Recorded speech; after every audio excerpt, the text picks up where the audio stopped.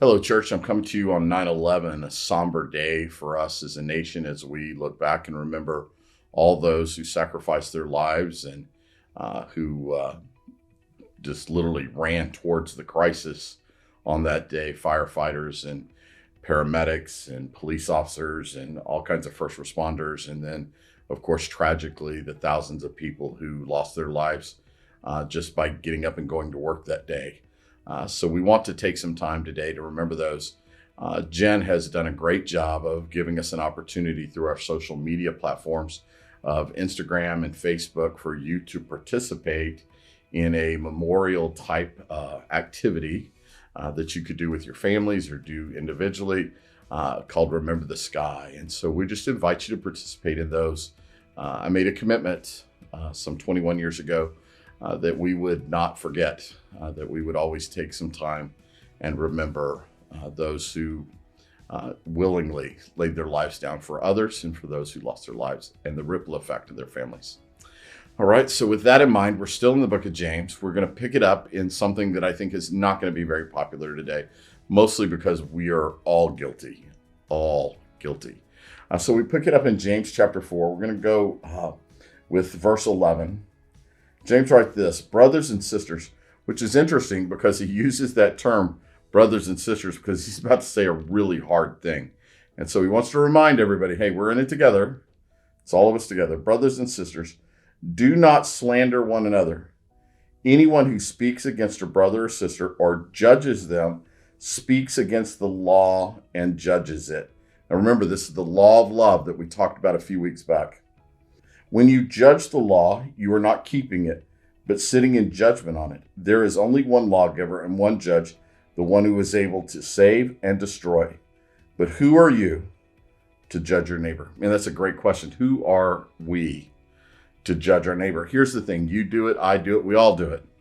We have all judged others. We have all lived in that place where we have slandered somebody else. We have lived in that place where we have intentionally sought to hurt somebody else. We've all done it, whether you were 4 or 40 or 80. It does not matter. People do it all the time. And here's the thing. We're not talking about judgments. We're not talking about when I'm judged what is healthy, what is safe, what is good for my family. We're not talking about judgments. We're literally talking about looking at another person and judging them, judging their character, judging their integrity. Now, to be clear, their character and their integrity may be deserving of some sort of judgment. But the passage is telling us that's God's place, not our place. And here's what I want to say to us. When we move ourselves into that place of judging others, then what we end up doing is saying, hey, I sit where God sits. Or I don't think God is doing an adequate job of judging this person. And so I feel the need to judge them.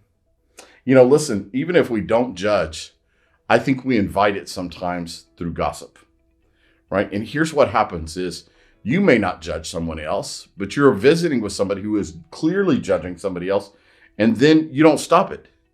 You don't put an end to it, right? We don't stop people from saying bad things about other people.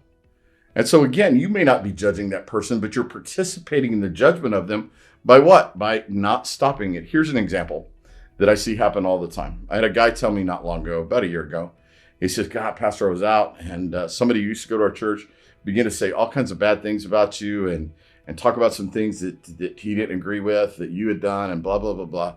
And so I said to the guy, I said, well, did you set him straight? Did you tell him what the truth was? And he goes, oh, no. I didn't feel like that was my place to say. Well, whose place is it? Whose place is it if we don't stand up for our brothers and sisters and set the record straight when someone is slandering someone else and we know that not to be true?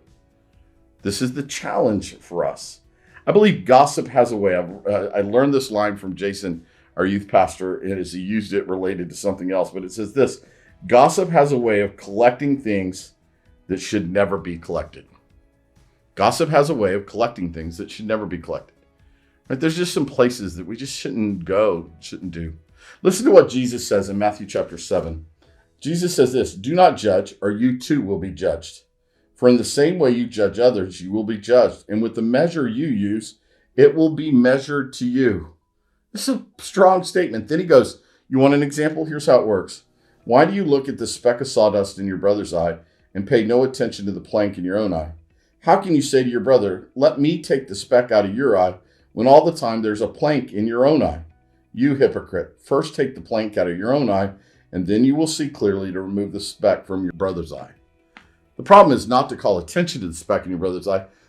The purpose is to remove it so that he can see, so that you can see, right? Church, here's what I would say about what James is trying to tell us, is there is one judge, and it is not you, and it is not me. And yet the temptation to judge is before us all the time.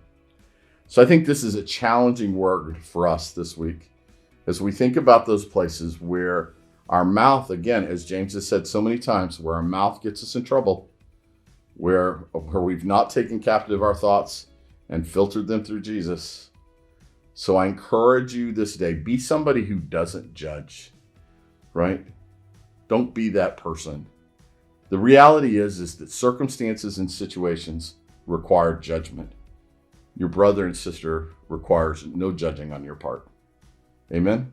I love you so much, church. We'll see you again next Monday as we continue to walk through the challenging words of James.